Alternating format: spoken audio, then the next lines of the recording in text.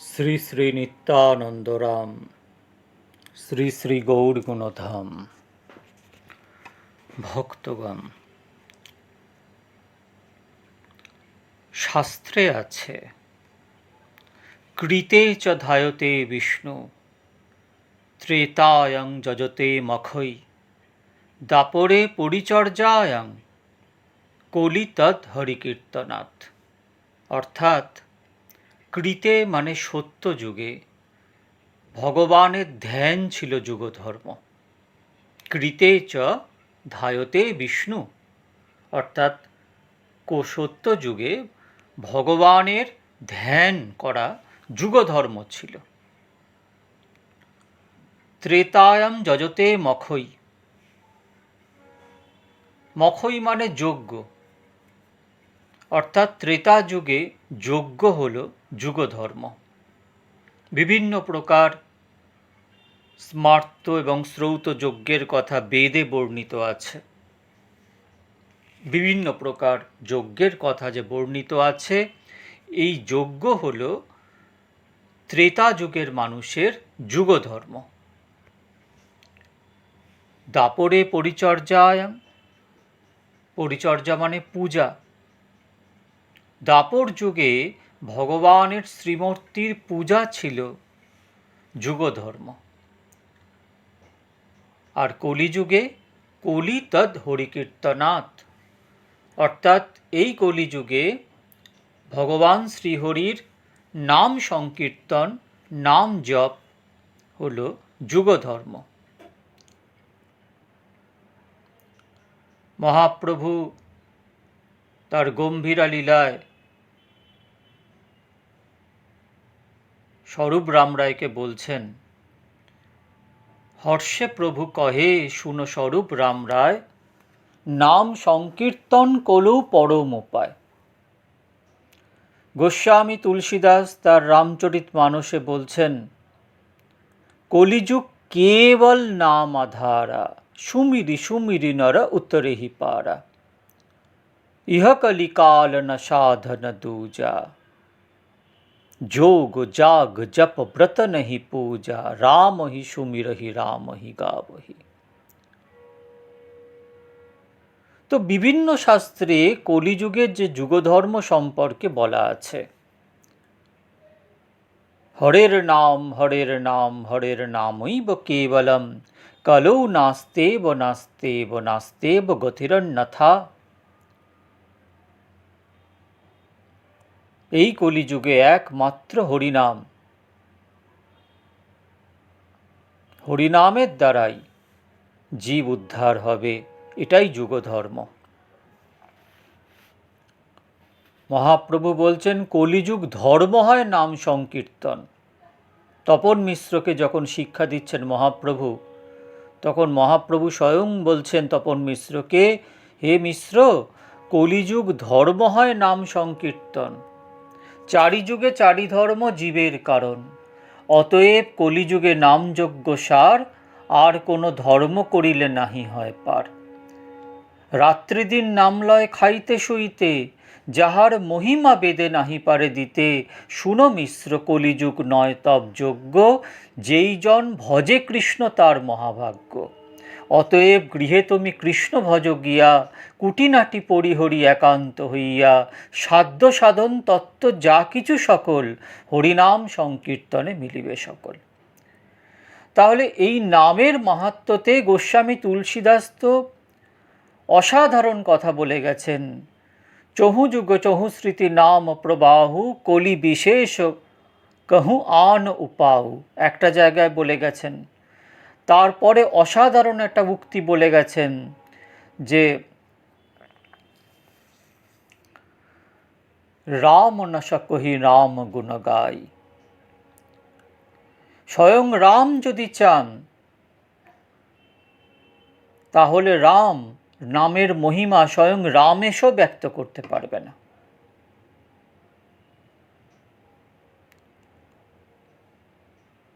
তো নামের অনন্ত মহিমার কথা শাস্ত্রে ভরে পড়ে আছে। একবার হরি নামে যত পাপ হরে, পাতকীর সাধ্য নেই তত পাপ করে। কিন্তু তারপরেই আমাদের বিশেষ ভাববার বিষয় যে হেন হেন কৃষ্ণ নাম জীব লয় বহুবার, তথাপি না হয় পুলক বহে অশ্রুধার, তবে জানিবে অপরাধ আছয়ে প্রচুর, হরিনাম সংকীর্তনে তাতে না বীজ তাতে না হয় অঙ্কুর। যে ভগবত নাম উচ্চারণে সর্বপাপ নাশ হয়ে যায়, অনর্থ নিবৃত্ত হয় এবং আনন্দ প্রাপ্তি হয়, সেই হরিনাম তো আমরা কত নিচ্ছি, আমাদের তো কোনো সেরকম বিকার দেখা যাচ্ছে না। অষ্টসাত্ত্বিক বিকার স্বরূপ যা যা গুণ থাকার দরকার আছে, অশ্রুকম্প, পুলক, বৈবর্ণ আদি ঘর্ম, যা কিছু গুণ আছে সেগুলো তো আমরা দেখতে পাচ্ছি না। কেন দেখতে পাচ্ছি না? আজকের আলোচ্য বিষয় হচ্ছে এর পেছনে কারণ কি। মহাপ্রভু এবং তার যত পার্ষদ আছেন এবং শাস্ত্রে এর কারণ খুব সুন্দর করে বর্ণন করা হয়েছে। এর প্রথম কারণ হচ্ছে 10 নাম অপরাধ আর 64 সেবা অপরাধ। এটাকে সংক্ষিপ্ত করে অনেকে 32 সেবা অপরাধ করেছে। তো প্রধান রূপে আমরা যেটা প্রথম দেখব সেটা 10 নাম অপরাধ। তাহলে এই নাম অপরাধ কি কি সেটা যদি আমরা বুঝতে পারি, তাহলে সেই অপরাধ থেকে আমরা বেরোতে পারবো। আর যদি অপরাধ থেকে বেরোতে পারি, তাহলে অপরাধ শূন্য হয়ে নাম কীর্তন করতে পারবো। তাহলে নামের যে প্রকৃত যে মাহাত্ম্য, সেটা আমরা আমাদের জীবনে প্রাপ্ত করতে পারবো। তাই আমাদের প্রথমেই জানা উচিত যে এই নাম অপরাধ কি কি।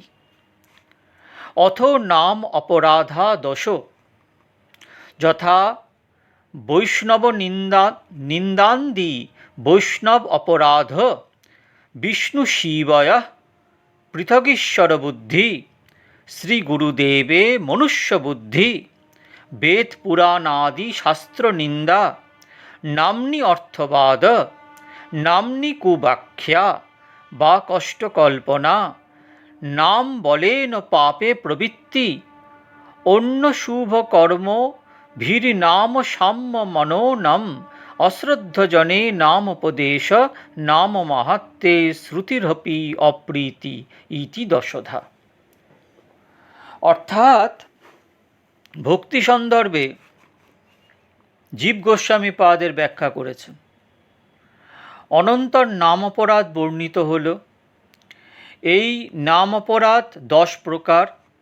বৈষ্ণব নিন্দাদি বৈষ্ণব অপরাধ, এ স্থলে আদি শব্দ দ্বারা হন্তি নিন্দন্তি বৈ দেষ্টি বৈষ্ণব বাণ্যাভিনন্দতি, ক্রুদ্ধতে জাতি ন হর্ষং দর্শনে পতনানি ষট, ভক্তি সন্দর্ভ ধৃত স্কান্দ বচনং।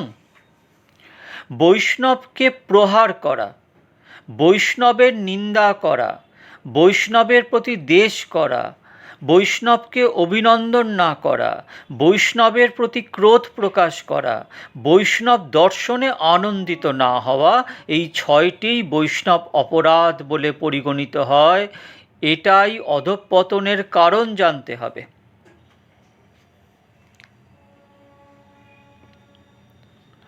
বৈষ্ণব নিন্দাদি নিজে করা তো অপরাধী, এমনকি অন্য যদি করে, বৈষ্ণব নিন্দা করে, তার শ্রবণও অপরাধ।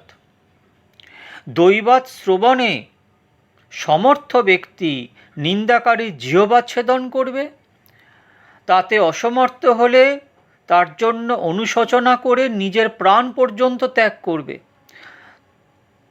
তাতেও অসমর্থ হলে কর্ণ আচ্ছাদন পূর্বক সেই স্থান পরিত্যাগ করবে। ভক্তি সন্দর্ভে জীব গোস্বামী পাদ লিখছেন, কর্ণ পিধায় নির্যাত যদকল্য ঈশে, ধর্মা বিতর্য সদৃশির নির্ভীরস্যমানে, জিহ্বাং প্রসজ্য রোষতীম শতাম প্রভুশ্চেত, ছিন্দাত শুনতি তত বিসৃজ্যেত স্বধর্ম। বিষ্ণু ও শিব এই উভয়ের মধ্যে বিষ্ণুর নিকট হতে শিবকে স্বতন্ত্র ঈশ্বর মনে করা নাম অপরাধ। বিষ্ণুই কার্য বিশেষে নিমিত্ত শিব রূপে অবতীর্ণ হন। পরমাত্ম সন্দর্ভ ধৃত বামন পুরাণ বচনম ব্রহ্ম বিষ্ণীশ রূপানি ত্রিণী বিষ্ণুর মহাত্মনা ব্রহ্মণি ব্রহ্মরূপস্য শিবরূপঃ শিবে স্থিতঃ পৃথগেব স্থিতো দেব বিষ্ণুরূপী জনার্দন। মহাপুরুষ শ্রী বিষ্ণুই ব্রহ্মা বিষ্ণু শিব এই তিন রূপে বিরাজমান আছেন। ব্রহ্মাতে ব্রহ্মরূপে, শিবে শিবরূপে বিদ্যমান থেকেও আদিদেব শ্রী বিষ্ণুরূপী জনার্দন পৃথক রূপে উপস্থিত আছেন, যদিও শ্রী বিষ্ণুই তিন রূপে বিরাজমান আছেন। স্বরূপত কোনো ভেদ নেই, তথাপি ব্রহ্মা ও শিব বিষ্ণুর অধীন। একমাত্র বিষ্ণুই পরম পুরুষ ও প্রকৃতির অধীশ্বর। সৃজামি তন্নিযুক্তো হোহং হরো হরতি তদ্দশা বিশ্বং পুরুষ রূপেণ পরিপাতি ত্রিশক্তিধৃক। ভাগবত। সৃষ্টিকর্তা ব্রহ্মা বলেন, আমি বিষ্ণু কর্তৃক নিযুক্ত হয়ে সৃজন করে থাকি। শিব বিষ্ণুর অধীনে থেকে জগতের সংহার কার্য করেন। ত্রিশক্তিধারী বিষ্ণু স্বয়ং পুরুষ অবতার রূপে বিশ্বের পালন কার্য করেন। শিব ও ব্রহ্মা বিষ্ণু হতে ভিন্ন স্বভাব আদি বিশিষ্ট রূপে পরিদৃশ্যমান হলেও প্রলয় কার্যে শিব বিষ্ণু হতে স্বতন্ত্র ঈশ্বর, সৃষ্টিকার্যে ব্রহ্মা বিষ্ণু হতে স্বতন্ত্র ঈশ্বর এরূপ মনে করা নাম অপরাধ। যেহেতু শিব ও ব্রহ্মা উভয়ের আত্মা বা স্বরূপ হলেন এক বিষ্ণু, বিষ্ণু হতে তাহার শিবত্ব, বিষ্ণু হতেই তাহার ব্রহ্মত্ব। রুদ্রং দ্রাবয়তে যস্মাৎ রুদ্রস্তস্তমার্জনার্দন ঈশানাদেব চেশান মহাদেব মহত্তত বৃহংনাদ ব্রহ্মনামাসো ঐন্দ্রীর্যোদীন্দ্র উচ্যতে এবং নানাবিধৈ শব্দৈর রেকো এবে জনার্দন বেদেষু চ পুরাণেষু জ্ঞাতে পুরুষোত্তম। ভক্তি সন্দর্ভ ধৃত ব্রহ্মাণ্ড পুরাণ বচনম।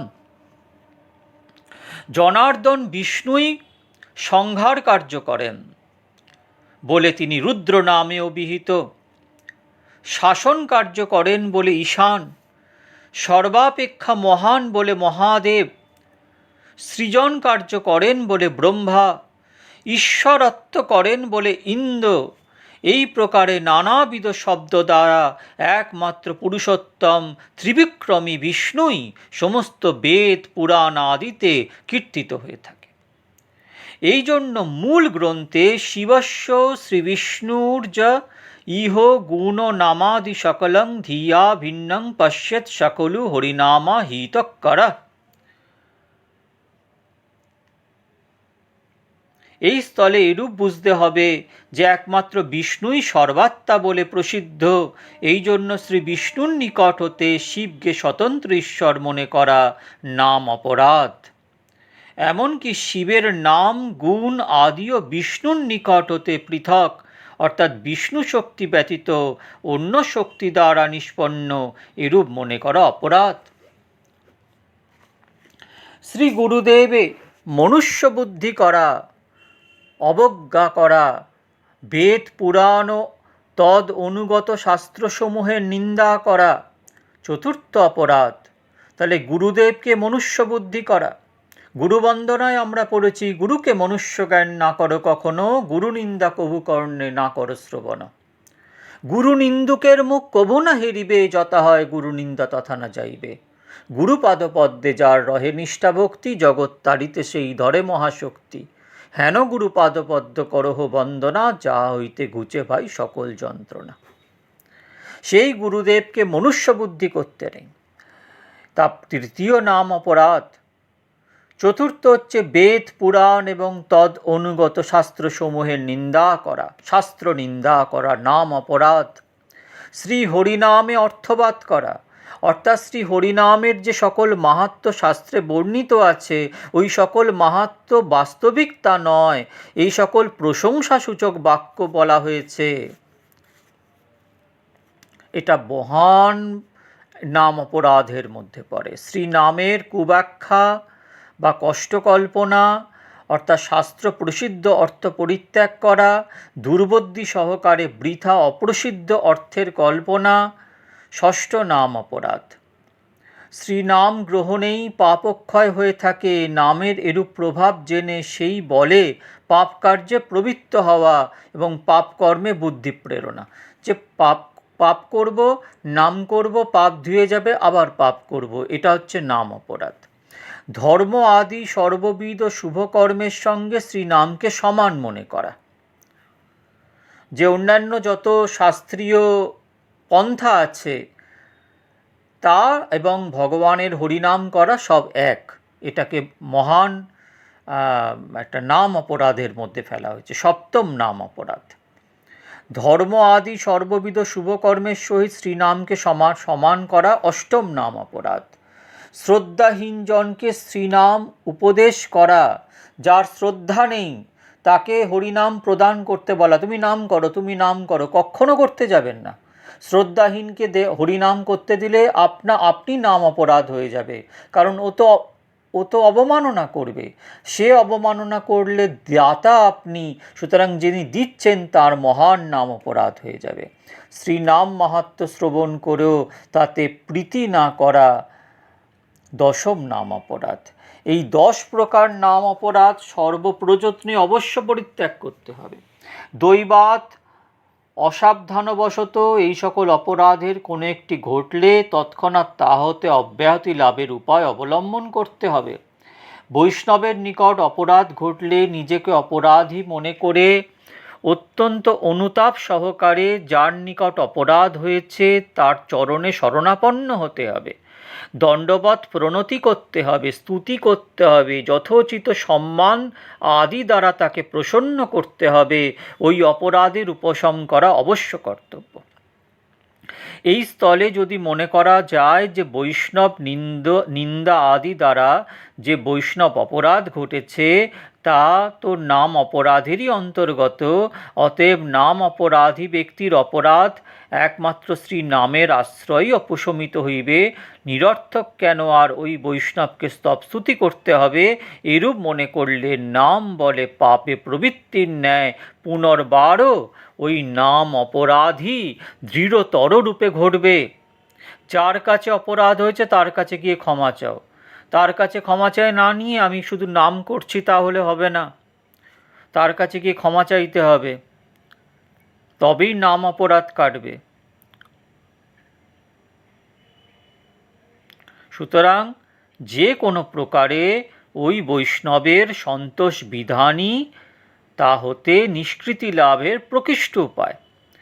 যার নিকট অপরাধ ঘটেছে তাকে চিনতে না পারলে তার পুনঃ সাক্ষাৎকার অসম্ভব হলে শ্রীনামের একান্ত শরণাপন্ন হয়ে সেই বৈষ্ণবের সন্তোষ উদ্দেশ্যে নিরন্তর নাম কীর্তন আদি সমুচিত হয়। নিরন্তর, এখানে একটা কথা যুক্ত হচ্ছে, নিরন্তর, ক্রমাগত, তৈল ধারাবৎ ভক্তিকেই, নাম গ্রহণকেই, নাম স্মরণকেই, নাম মননকেই, নামের ধ্যানকেই ভক্তি বলে।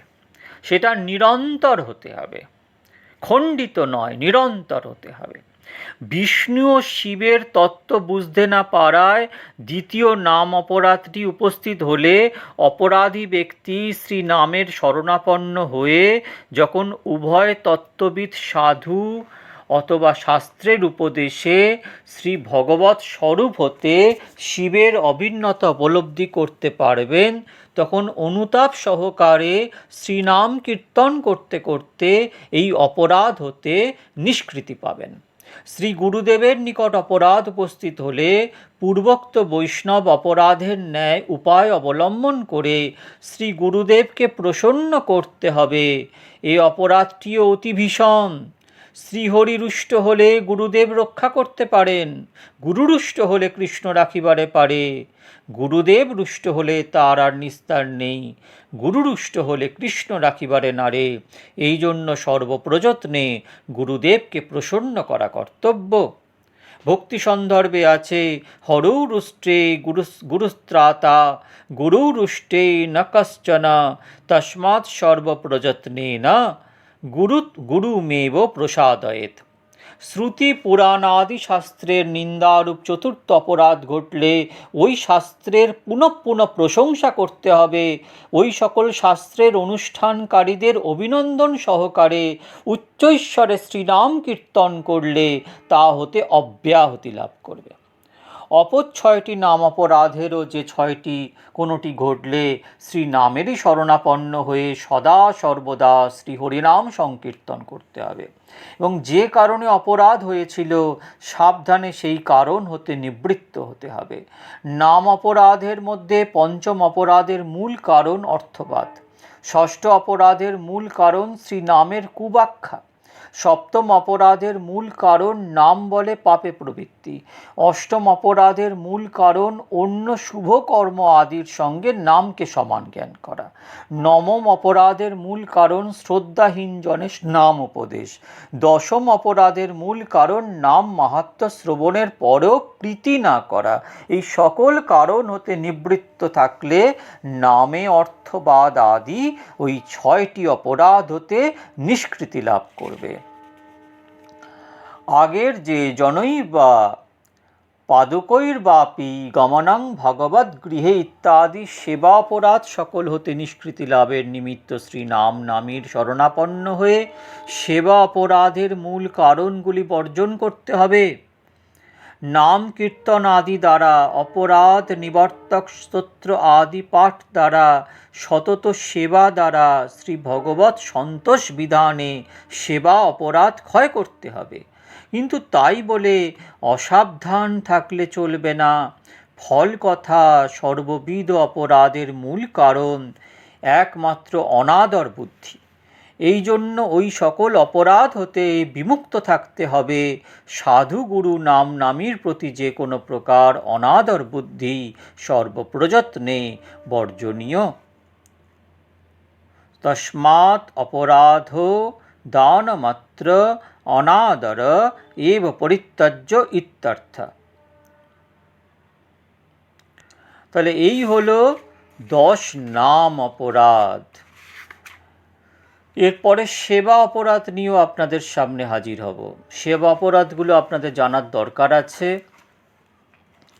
নাম অপরাধকে অবশ্যই বারবার শ্রবণ করবেন এবং চেষ্টা করবেন যাতে এই নাম অপরাধ থেকে মুক্ত হয়ে অপরাধ শূন্য হয়ে করো নাম সংকীর্তন।